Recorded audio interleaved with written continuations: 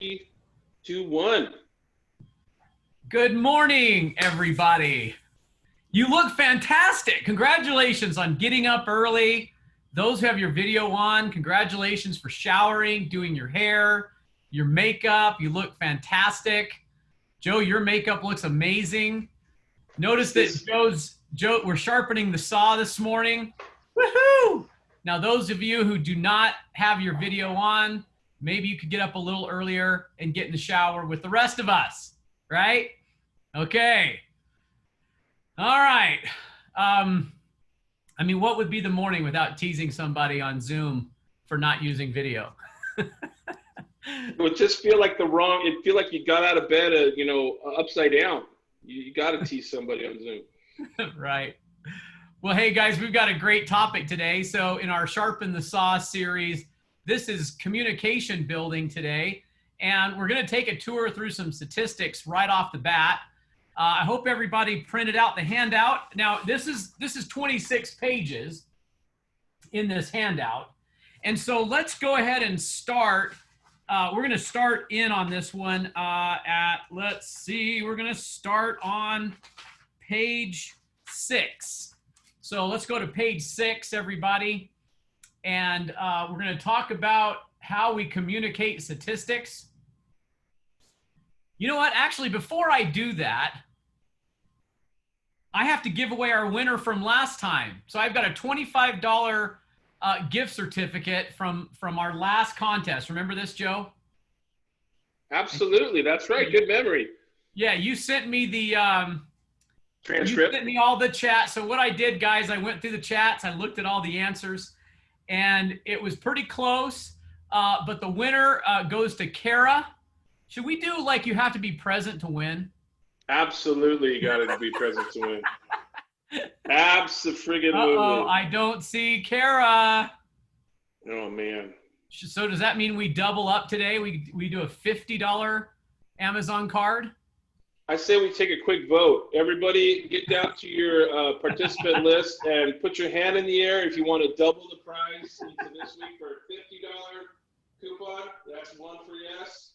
Or do we just, yeah, no, it will. We're definitely going to have to do the double up here. Yeah. I couldn't do that to Kara, but all right. Significant votes. Yeah. By the way, I'll tell you what. Well, I'll throw in 25. I'll throw in 25 so we can double up for next week. And then everybody, okay. Everybody, it's $50 if you're on time for next week. All right. All right. Well, okay. We're going to do another contest today. Remember, this was Kevin Larson's money. That's right. That's right. From Florida. Yeah. I love giving away other people's money. But okay, we'll do that again today. Okay. Everybody, did you print out the handout? You got it ready? Yes? Okay, good. Are we all on page 6? Yes? Okay, page 6, here we go. So let me share screen. Oh, and guess who showed up? Kara just got in. Oh, did she really? Oh, boy, that was close. It's a good thing this isn't recorded so that we can't see how everyone voted to not get her a prize. Right. Kara, okay. you won last week's contest, Kara. We'll get with you with the details. Okay, guys. Let's take a look at this. So the grand objective today, guys, is to add the context to the content, and just taking you through a couple of maybe common quotes here, themes around this is that data is not information. Information is not knowledge, and let the data set change your mindset, and it just might change your behavior. The microscope allows us to see things the eye can't see. Statistics can do the same thing. What I'm trying to do here is to have us practice our communication skills on bringing the data to wisdom so that we have this context piece of it. This is the physician level. Okay, this is the reason it matters. So if you want to make some notes here, out here in the margin, I'd write the reason it matters, why it matters, the wisdom that's behind it. That is what our objective today. And we're going to start off in this big, umbrella of communication objective, and we're going to focus on statistics here in the beginning. So let's look at this first piece of data. This one is about the America's budget, okay? So this is a statistical graph, has nothing to do with real estate, it has to do with the budget, but what might we conclude from this kind of data? What would be some wisdom behind this data? No, anybody? Give me the wisdom behind this data. So we got Japan is 3.3. I think this is supposed to be trillion. I think that's 3.3 trillion a year. Germany, China, UK. What's the wisdom behind this data? Zach, we spend a lot of money. Yeah. Okay. Who owns our debt? Okay. It's very tempting to get political with stuff like this, but we're gonna not do that. Okay. So the combined, I think some of the simplistic wisdom behind this is that America spends as much as the top 4 countries here combined, and that's a significant amount of money that is flowing through our economy, and that represents the budget in which we spend for defense and infrastructure into the country, and various other social services. So let's take a look at another graph. Now this one is Facebook, by the way. This is a graph from Facebook that this is relationship. Did you remember this one, Joe? Do you remember this? You remember this? Oh, yeah. This is, okay, this graph represents when people change their relationship status on Facebook. Okay, so what could you conclude by this data? So in February, which is kind of weird, it's like it's right after Valentine's Day. It's exactly what it is. Right after Valentine's Day, there's relationship change. And then it looks like, it's right about Thanksgiving. We get more relationship change. Why do you think that is? Anybody? Joe, why do you think that is? It's either there's no way I'm getting through the holidays with this person, or, oh my gosh, I absolutely have to wrap this person up before the holidays so they can meet my family. It's one of those two, right? Right. Okay. I'm going to switch to some real estate data in just a sec, guys, but let's fill out some things. Ultimately, when we're talking about with data, I want you to write in the blanks here a couple of things. I just talked about it a minute. Ultimately, it will come to this. How does this impact my ability to purchase, or how does it impact my ability to sell? If we're not talking about that, then we're not talking about anything that's relevant in the eyes of our buyers and sellers. So don't assume, please make this note too, don't assume that they can make the translation, okay? We have to translate it from the data and the statistics into the wisdom. So we have to say why it matters. All that goes up in these notes here, okay? We have to translate why it matters.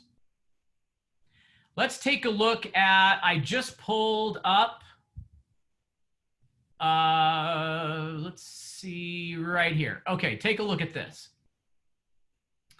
So this is the highlights of the 2020 economic report for the state of Utah.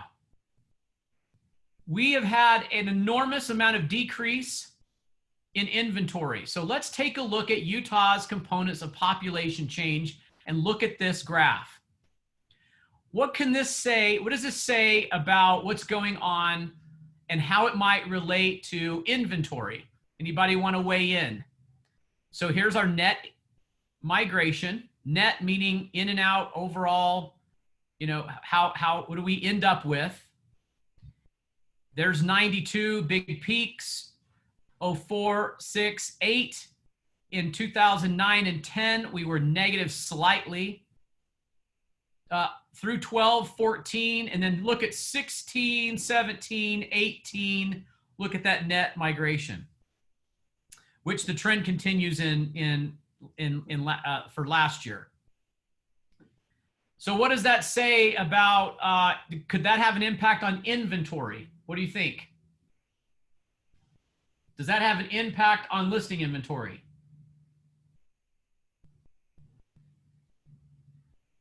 Go ahead and weigh in, guys.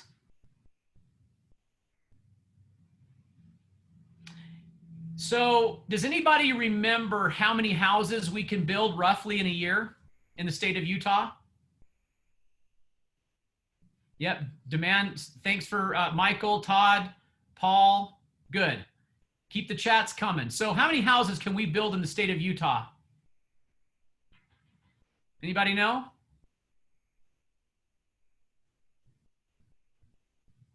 Wow. Okay. Hey, Joe, pass the Red Bull. Everybody take a big sip. Yeah. So we can build about 20,000 homes a year. We'd like to build more, I think, but we can only build about 20,000 homes in a year. And our demand right now is pushing 26 to 28,000 homes a year.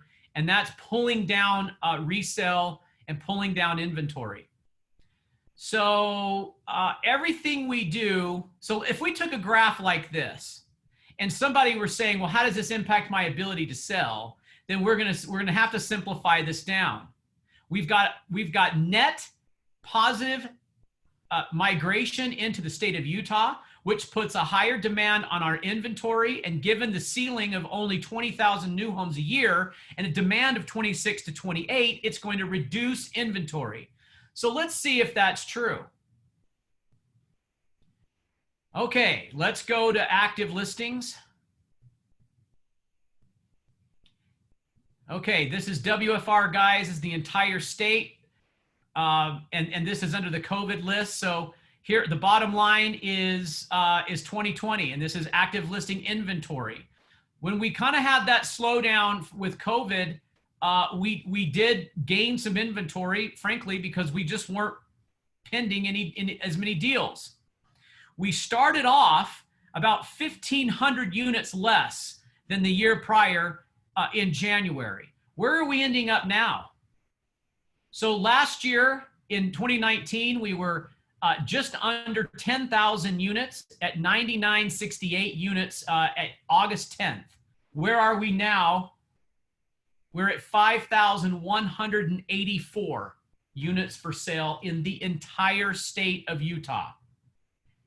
I have never in my 30 years of real estate ever seen anything like this. So what does that mean? Let's first start off with, and raise your hand if you want to talk. I'd love to have a conversation. What does this mean to our sellers? What does this mean to our sellers? Somebody, you know what? I'll tell you what, I'm going to stop sharing for a sec so just we can have a conversation. So what does this mean to our sellers, guys? Anybody, raise your hand if you want to talk. Okay, Michael, go ahead. I'm trying to unmute you. Okay. I must have lost the power to unmute, Joe. No, it's on Michael's side. There you go. Okay. It means the sellers are in a very advantageous position. They're going to be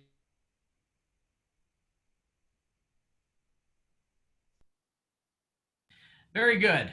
So we are going to need to manage multiple interested parties and know, look, we've got to have the skill sets. We need to understand our forms of disclosures well, and we're going to battle that to ultimately net them the highest price. So very well said. I heard this last night. Do you guys know who Joan Pate is, right? So Joan's been in the business, what, 40 years, 40 something years? So she said she got more offers on a property than she ever has in her career. Anyone want to take a stab at how many she got? Type it in. Just let's see who can guess the number. 11 would be amazing. 40, 52, 23, 22. Does anybody actually know? Did anyone talk to Joan? Know the answer? I mean, I have the answer. I feel like we're taking bets on a roulette wheel. Exactly. Yeah. 13, 22. Yeah. My favorite number, 19. Black, 25. So, I mean, gosh, 10 offers would be a lot, right? 20 offers would be a lot. And 30 offers would just be crazy. So she got 34 offers on one property. Think that's 33 people that are going to keep looking, right? It's 33 people that are going to make another offer on another day on another property. Just unbelievable. And that's what we're seeing. And I've never seen inventory so low and the demand so high. Let's go back to another. Data point. If we look at, so there's the trend, guys, and the blue is there. There's the active listings just absolutely trailing off. This could become a concern, just generally for the nature of our business. We have to have product on the shelf to sell.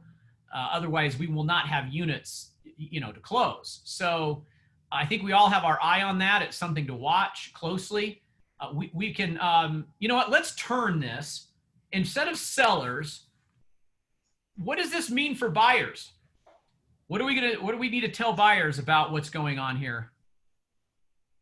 While you're thinking of that, let's compare August in active listings, 2016, 17, 18, 19. In 2016 in August, there were 10,000 listings. 10,000. Today, we have 5,000. Does that blow your mind? It is unprecedented what we're seeing here. And this is, again, active listings. So what about the under contracts? How are we pending all of this? And so let's look at this graph. Again, 16, 17, 18, 19. Let's look at these last 3 months. Why don't we start off with May? In May, under contracts pended, that's the total as a snapshot on that day, May 1st, 8,000, 8,100, 7,600, 7,700, 7,700, 8,300. So in May, that was a high water mark. Then we surpassed that and hit 9,500, which is 2,000 more than what we're seeing in these previous years. We're seeing the same thing again in July, and it looks like the same thing is going to continue in the month of August. So just staggering. Okay, we've got to have some wisdom behind this. What's going on here? Give me the reason why we're seeing all of this. We have a global pandemic. We've got some people who are quite fearful. Why is it that we are seeing such a high interest and demand on residential housing like we've never seen before? Okay, so I'll read your chats, guys.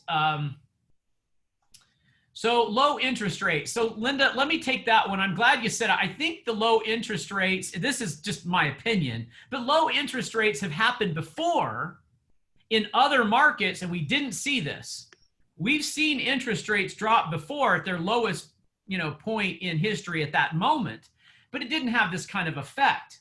We saw this happen in 08, 9, and 10. We even saw federal subsidies, and we didn't see this kind of effect. Although I think interest rates are having a huge impact, there seems to be something quite larger than that. So Angie says COVID, and I was like, well, what did COVID do to cause something going on? I think we're getting, kind of getting warmer as to what the grand thing is here. Anyone who can buy will. Okay. Thanks, Kimberly. So I think this demand seems like if you're able to buy, you're buying. Okay. It's not really telling me why though. Not really telling me the reason. I mean, I can have a product be the cheapest it's ever been, and that doesn't mean it sells as far as interest rates go. Why is there a demand for this product? Why is there such a demand for residential housing right now? I must be spurring some critical thinking out there. What's going on, Rachel? You look like you got an answer. You got an answer? You want to weigh in? I'm going to ask you to unmute. Go ahead. My answer is that Americans are deciding where they want to live right now, and they're stuck in their homes. They want to know that they are in the place that they're going to be comfortable and raise their families, and where they're going to be stuck in the future. And I think they're also concerned about the dollar, and they want to invest in something that is tangible. I think that's a bullseye, you guys. We're deciding, look, we want safe investments, but we also need to make sure we have the right house. I've been saying this for a while now. If you still haven't got it, memorize it. We used to upsize, downsize, right? We were in one of the trends as families. We were either upsizing or we were downsizing. And I think that we need to say, do we have the right size? And it's meaning something different for everybody. Last night I was having a discussion with someone who takes their health very seriously. Well, back in March and April, they can't go to the gym. Now, if they can't go to the gym, it could cost them their life because of the sensitive health issues that they have. What do you think they're going to do about that if they could buy a home that has, say, an exercise room? Will they do it? They're going to do it. What about someone who now has figured out that they have to teach their children at home and they need to work at home? And their home isn't working anymore. I mean, their internet's not, or it's congested. What if they relied on common areas as a way to, benefit from the house that they chose? And those common areas are no longer feeling safe to them. What will they do? They're going to double down on residential real estate, aren't they? And we're seeing that. So make sure, guys, that we understand the reason that's behind this. So I've said this before, but what job are we asking a house to do that we didn't ask it to do pre-COVID? Well, you need a garden. You need a good outdoor space. You need a place to exercise. You need a place to recreate. You need a place to teach your children. You need a place to work from home. Like, it's everything that you're saying. Home is becoming the all-in-one now. Yeah. You need a safe room from your children. You need a safe room from the people you live with. You need a safe room from... Yep. You got it, guys. You got it. Memorize this. Write it down. They come to, guys, anyone can get data. Anyone can get stats. It's all on the internet. You can find it. But make sure you understand the reason that people are doing what they're doing. And that's probably going to change how we market something. And think about how we prospect.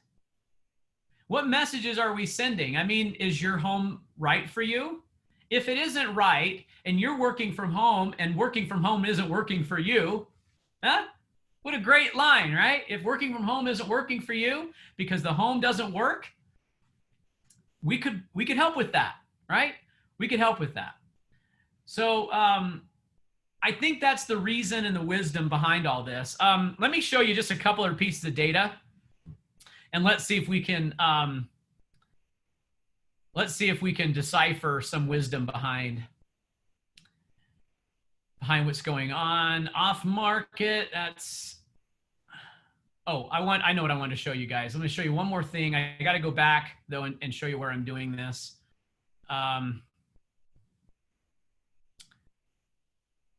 When you can do kind of an inventory search and a statistical analysis a couple of different ways. I know a lot of times I'll come in here and do the monthly summary or the sales by month, and I can choose my area this way. I can come in here, single family, condo, twin, town. And then I can choose my area, and then I can run the report. That's a great way to do it. When you're doing a search and you want to just know inventory and challenges, when you come in here and you just put in your statuses, this can give you a great quick snapshot of what you're up against. So if I'm about to take a listing, I can click all of these. Remember not to forget off market, because that is a launching pad to become active now because of the clear cooperation guidance that we got. So make sure you include that. And then I can pick my area. And now I've got this will give me a good snapshot of what's going on, in a particular area. So if I said Salt Lake County, and then I ran that, it would give me what I'm up against. And then I could slowly start to undo these. I'll sometimes do that live with somebody to give them just a quick snapshot of what we're looking at in their subdivision. So when I block that in, okay, that's just a couple of things I wanted to show you on statistics. Okay, let's go back now. Get rid of that. Okay, let's go back to our handout and answer some questions. So we get a lot of people saying here, let me stop sharing so we don't have to look at it in two places. You've got the handout in front of you. We get a lot of people saying, is it a good time? How are we answering this right now? Is it a good time? Is it a good time to buy real estate? I mean, is this a bubble that's going to happen? People will say that. Am I going to overpay?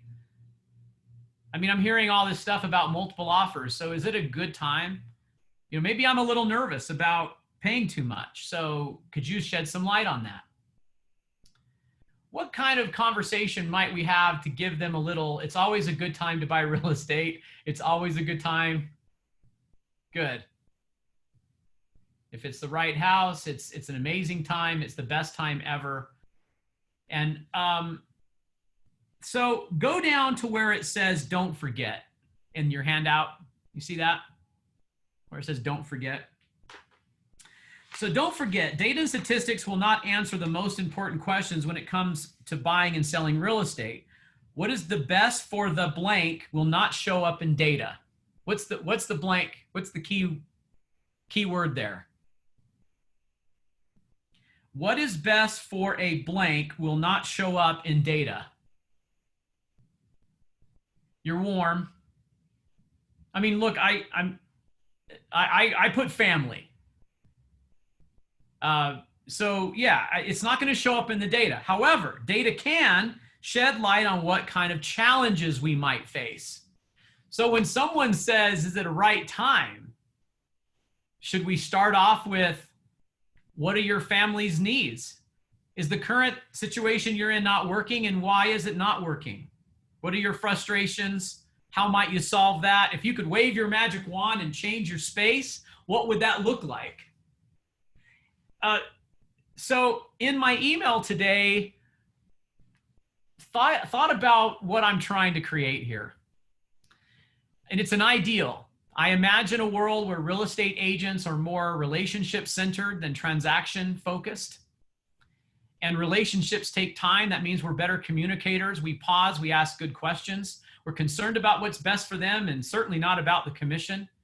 Now I can tell you something, guys. When I'm coaching everyone, it's a lot easier to be customer-centered when you have deals in the pipeline, money in the bank.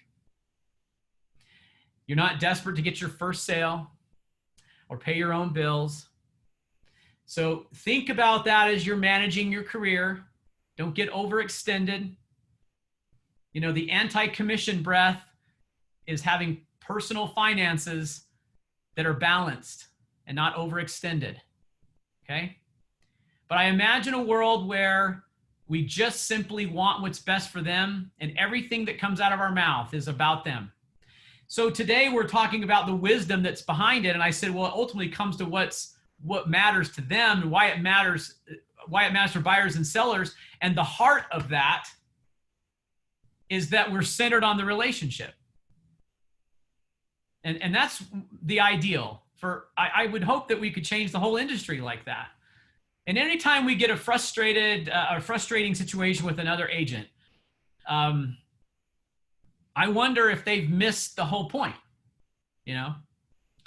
Now there's something else I got to add if you're taking notes on this kind of ideal, that we take the commitment to the relationship professionally seriously, meaning that we study our craft, that we do know the data and why it matters. They were a trusted source. We understand the technical challenges and complexities of our business. For those of you not, look, we memorize our forms, memorize them. I could turn them upside down and I can give back the language. I use them to teach, right? And I present in a way that I can simplify it down. I can point to keywords, because my objective is to communicate clearly when I present. Okay, let's go to the next paragraph. First comes a decision based on factors that have very little to do with the market. This creates an equation that can then be solved. Once the objective is determined, we then use data and statistics to blank decisions. What's the key word? Todd hit it. I thought that was great. Support. Support the decision. Okay. Maybe there's some, we can justify whether or not that's accurate or not. Make, Mike says make decisions. Paul Bodette says guide decisions. Yeah, Angie okay. says define. We then use data and statistics to blank decisions. The word I put was guide, so Paul will give you the gold medal on that one. But the rest of those are very good, guys. It's the English language. We could probably use a number of different words there. See, so the point of this discussion is to remember when we get asked about data, data isn't the heart. It's only going to tell you what you're up against. But the main reason someone buys or sells has more to do with the family needs than it does about what's going on in the market. Okay. Although I would concede that Rachel makes a very good point. If the need of the family is also in line with my want of a safe investment, I'm purchasing, right? I'm going to make that purchase. Maybe that's the justification. And we all do that. We make an emotional decision and then we say, well, is that okay? But I have hopes for a family environment in a home that would accomplish some things. It would do a job, right? And the job I'm asking it to do is this, it's the gym, it's the entertainment, it's the relaxation, it's the teaching, it's the kitchen. So it's yesterday, like, they were cooking 3 meals a day back in April. When all the restaurants were closed, they cooked 3 meals a day, driving themselves nuts, right? Well, the kitchen wasn't good enough. And it didn't take them long to ask these questions on what's the right house. Okay, let's do paragraph, the next one. Stay clear of predictive statements. Even when the best data, no one has 100% certainty. Boy, is that true. Because back in March, I think all of us were going, well, what's going to happen to real estate this year? Okay, nobody predicted we would see a high water mark in 3 straight months in June, July, and August, and even continue that trend into fall. Nobody did. We were kind of leaning like, well, it looks like another economic, situation that would pull housing down. And instead, the economic situation boosted housing because of everything we've been talking about. So be very careful about your predictions on that. Okay. Okay. Let's see. Let's go through our handout all the way to page 12. Let's go to page 12. So I wanted to talk, we're about halfway through our time. Is this helpful, you guys? It is? Okay, good. Thanks, Paul. Okay. Linda, is this helpful? Okay. You guys know Paige, right? He's still in his car. I don't know that I've seen Paige outside of his car on any coaching session. Catherine, good to see you. Okay. Well, let's talk about the kind of concerns we get from buyers today. So anyone hit me with one. What are you hearing? Let's start with buyers. We're writing an awful lot of offers. We've already hit on some. So give me a concern that buyers have. Let's load them up. Thanks, Ange. Keep them coming, guys. Give me a concern buyer has. Are we at the top of the market? Okay, so that's going to be one. Are we overpaying? Repairs, Angie said. So overpaying, what can we do to win the bid? Are we at the top of the market, paying too much now and paying too much? Will I ever find the right place? Good. That's a concern right now because the inventory is so darn low and competition for the house. It's very nerve-wracking. You know, Tammy and I just put an offer in on a house down in St. George. The house came on the market, which was interesting, at like 1 in the morning. Now, why would I know that? Well, I wasn't sleeping very well. And I woke up at 3 o'clock. It was a couple of days after my dad passed away and I couldn't sleep. And I got online and I looked and this house was on the market. And instantly I was like, oh my gosh, that's perfect. At 9:15 in the morning, we made an offer. There were 4 offers at 9:15 in the morning. We suffered all day long until 10:15 p.m.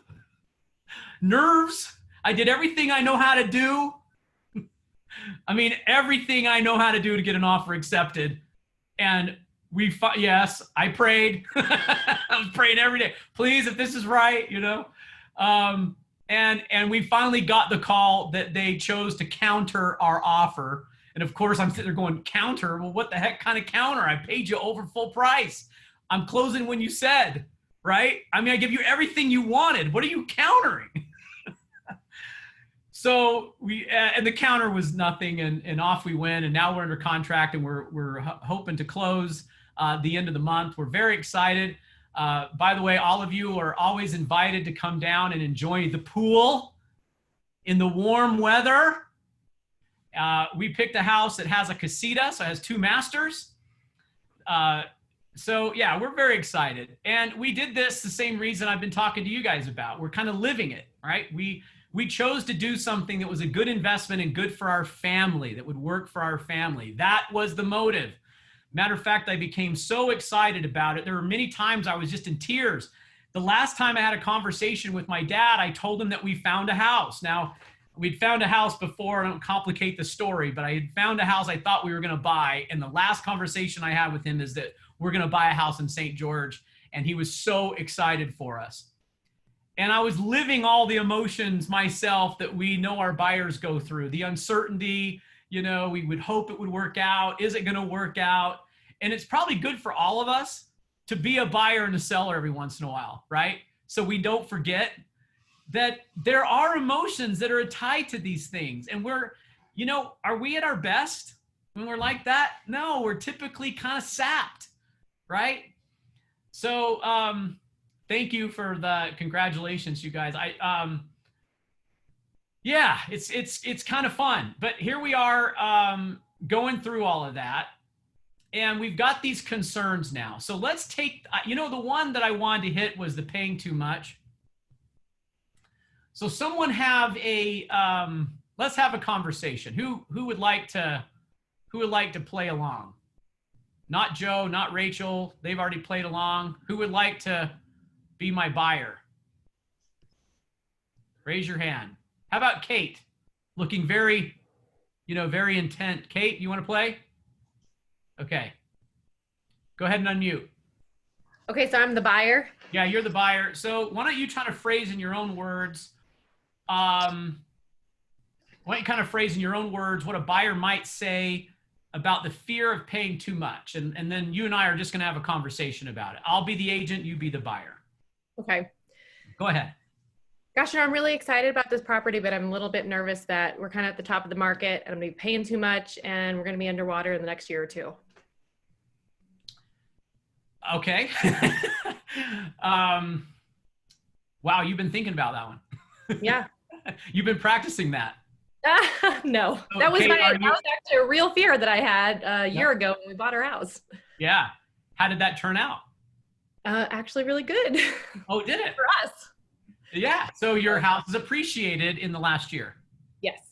So that fear was not realized, right?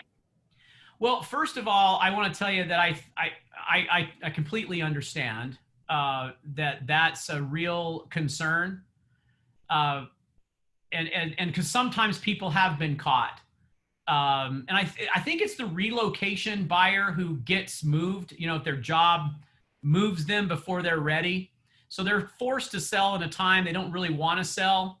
They're fine staying there, but they do get forced. That's usually what we see when people get harmed by, a slight dip in the market.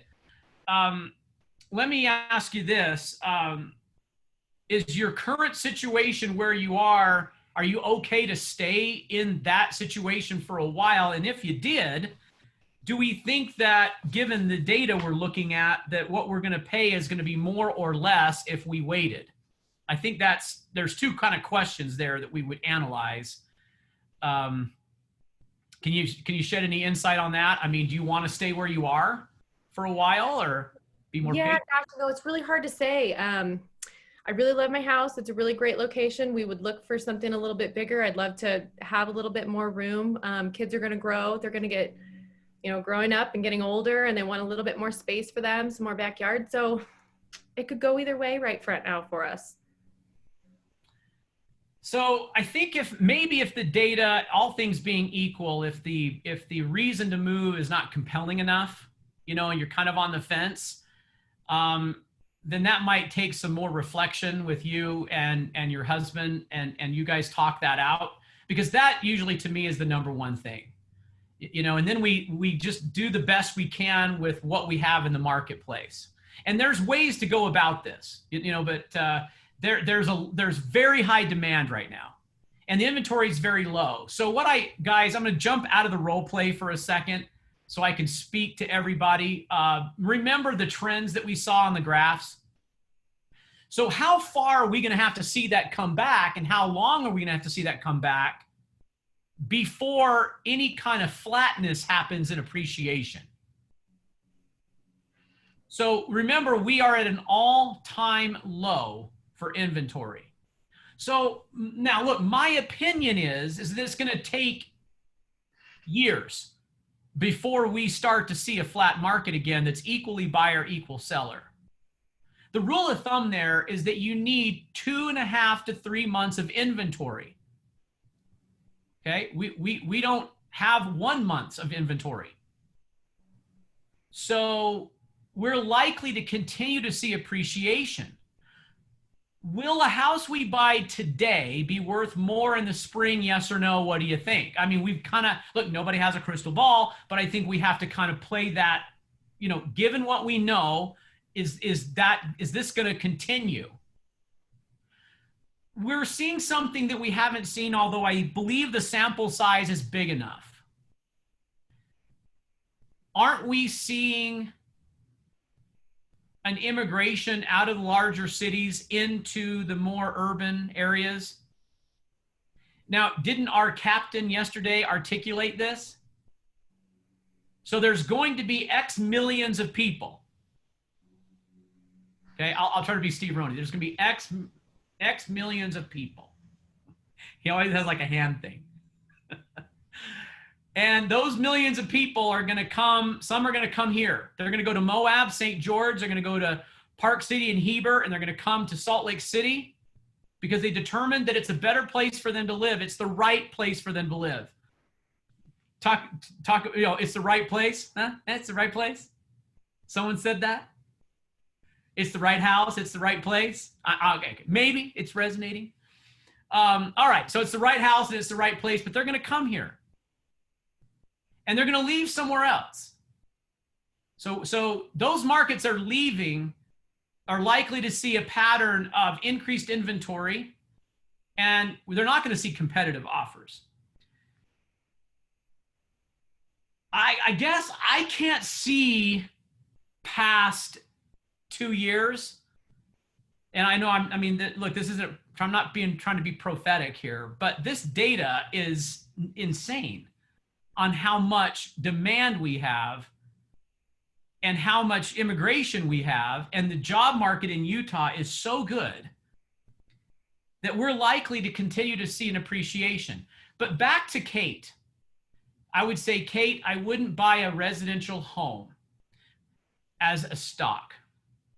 I wouldn't try to make a prediction into something and say, I'm only buying it because I expect it to appreciate and I want to sell it for more than what I bought it for. I would buy it because it's right for my family. And if it's right for the family, we should do the best we can to get you the best deal and move forward with that. Do you guys agree with that? Yeah, okay. So that's putting the heart behind it and having a conversation with them as a family and getting to know what their needs are. Okay, so there was a pattern here. Take a look at, I kind of snuck it in, but it's at the top of page 12. You know, I understand how you feel and others have felt the same way, and here's what we have found. And that's a very common way to have a conversation with somebody when you're trying to understand better, you know, where they're coming from. The first step is to be empathetic and to understand them and to acknowledge that what they're saying is important and to not minimize it. You know, am I going to overpay? Well, don't go, oh, that's ridiculous. Are you kidding? The market's appreciating so fast right now. I mean, that would not be a good way to handle it, right?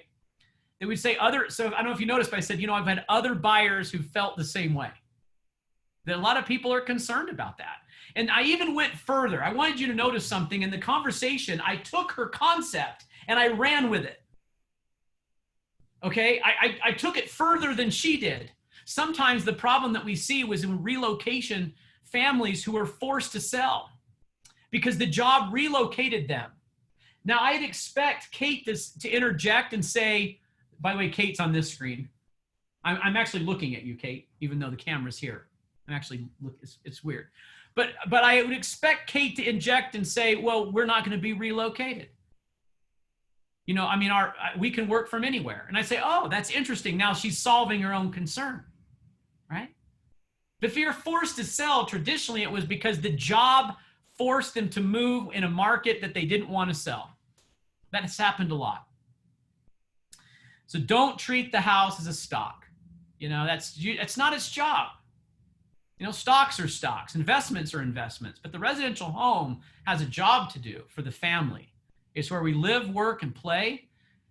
We are entertained, we exercise, we stay healthy, we stay safe there.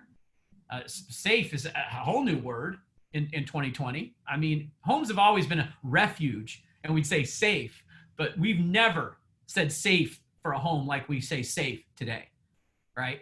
I mean, we want free from virus. Crazy, right? So I understand how you feel, and others have felt the same way. Make a note there that we progress their point of view. We progress it.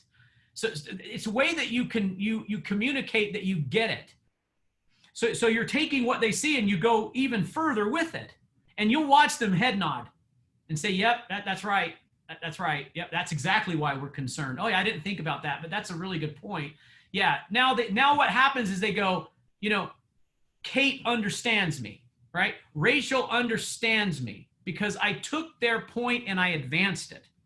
It's the concept of being shoulder to shoulder with somebody instead of, you know, you and me having a conversation like tennis. You got to be careful of that because it can get argumentative if you're not careful. But if you go on the same side of the net, you're on the same team, right? And if you're shoulder to shoulder with somebody, you're looking at the world the way they see it. It's a beautiful way to communicate. See it through their eyes. Okay, advance their concern. So the what we have found, make a note, this is the data. This is the story. So write that, data, stories. So We have had people who have, and then you say, right? There's a number of different things. I shared a couple of stories already today. One of them was Joan Pate having 34 offers. That's not coincidence. What have we found in the market? We are finding that the rate of competing offers is rising as the buyer pool keeps raising because we can't lower it because of inventory. So the demand for housing continues to rise, which is putting pressure on inventory and then driving appreciation at the same time.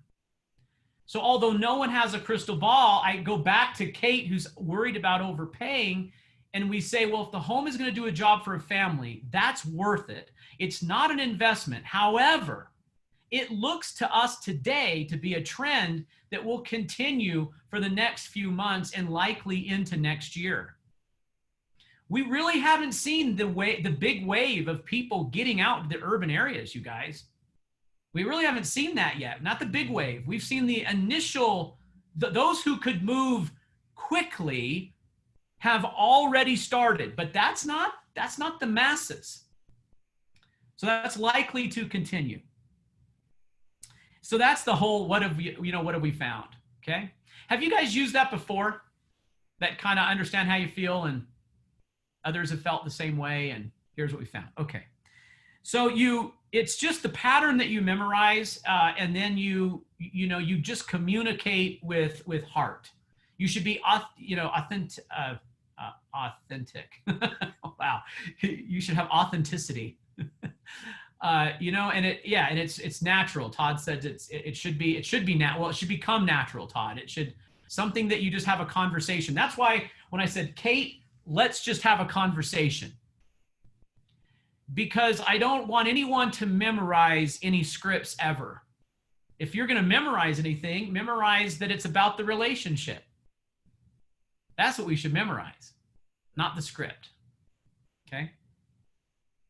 We can take some of the overcoming concerns and go a little further. The advanced steps inject a few things, like asking questions back. I might say to Kate, well, Kate, do you have a job that might likely relocate you in the near future when you're forced to sell?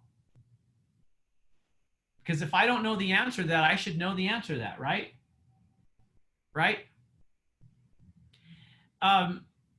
To my male counterparts on the call, having patience with questions is usually our Achilles heel. The female gender tends to do better at this. So men, we've got to turn that dial up and be very conscious of it. I think men generally are very finish line focused. That's really great in many ways. It can hurt us when we don't pause and build relationship. So the way I know that in my inner compass when I'm working through this, I'm getting to know somebody, is if I start finding myself making assumptions about their world, I'm going too quickly. And I need to start asking questions. So notice in number 2 on page 12, it says ask questions. You're then coming back and getting more data so that your path is lit a little brighter, so you can give good advice. All of this reminds me of a doctor's bedside manner. You know, we birthed 3 babies this spring. My daughter's 3 babies. It was the doctor comes in, they're meeting them for the first time. Some of these doctors, not the doctor, but doctors. And they would leave, and my mom and my wife would say, oh, he's such a good doctor. And I'm thinking to myself, never in that conversation did he show you like his medical prowess. But what he did show was kindness and gentleness and understanding and bedside manner. Interesting, right? It really matters how we communicate. Are we really caring, or we got a job to do? We got a job to do. So I think that's all bedside manner, all of this. Okay, we're almost out of time, so let me put a bow on this. Did I cover everything that we wanted to cover? This hour is the fastest hour of my life. They fly by. We got 3 minutes and our time is up. Okay, let me go to number 6. For those who are a little newer in the business, it's always like, well, wait, how do I answer it? Okay. So this is what I've found. And how do I answer it? Well, look, nobody has all the answers all the time. The key here, guys, is to be really studied. And every morning, you should be studying the market. I mean, you know, that's part of my morning routine is to grab the MLS and then think, hey, what's ahead of me today? You know, I've made it a goal to know our ancillary markets a little better. Moab, I want to get to know that market better. I want to get to know Logan better. I want to get to know St. George better, Utah County better. So I'm rotating now, and I'm just playing around with data and you know, properties and what is this and what's that and how does it look, and you know, had a great trip earlier in the year, you guys, to Moab. And I've always loved Moab, but I've always been there just for fun. And I wasn't really thinking about, well, what's the market like? And it's a fantastic place, you know? And matter of fact, it reminds me a lot of St. George, the Red Rock. And it's just got great weather. It's beautiful. The river, it's fantastic. I mean, who wouldn't love it? But I never really knew the market. So the answers to these concerns are usually found in our study. If I could marry forms and data, you know, the legalities along with the market, I'm going to have most of the answers here, and then they'll flow, you know, because you've studied that out in the morning. Remember, we become what we study. So what are you studying? Okay. Yeah, we were on the WFR MLS. Yes. I had to join the Flex MLS, Rach, for St. George, which I'm proud to say I did. I have my own key box now. I can show houses in Washington County. Woohoo! So, you know, what a great journey we're all on. Anyone have any comments, or let's do some takeaways here before we wrap it up. Give me some feedback. What happened today that was valuable in this discussion? What are your takeaways?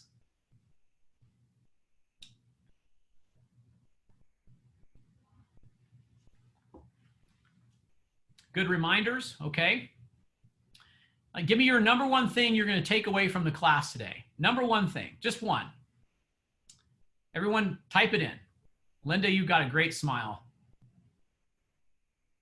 Even though we only see Linda's head, you know. Number one thing is a takeaway. Money isn't the most important thing. That's great. Very good. Work shoulder to shoulder. Very good. Yeah. Ask open-ended questions. Kindness is key. Very good, Sean. Very good.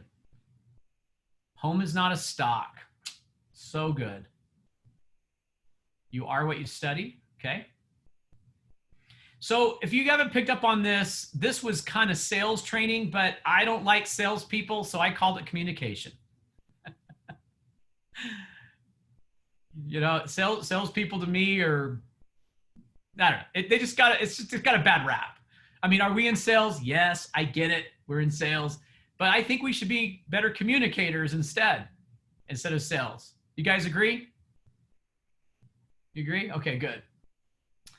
Well, I'm proud to say that, you know, our brand had an ad on the back of the Realtor magazine. I'm looking around my desk because I thought I had it, but shoot, I don't. But it says relationships over transactions. And when I saw that come from the franchise itself on the National Real Estate magazine, I thought, this is just too good.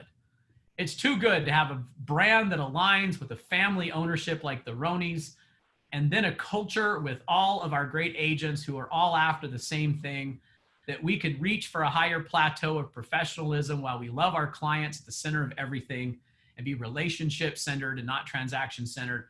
It's a beautiful thing, you guys. We're doing the right things. And Steve keeps saying, keep doing what you're doing. It's very impressive.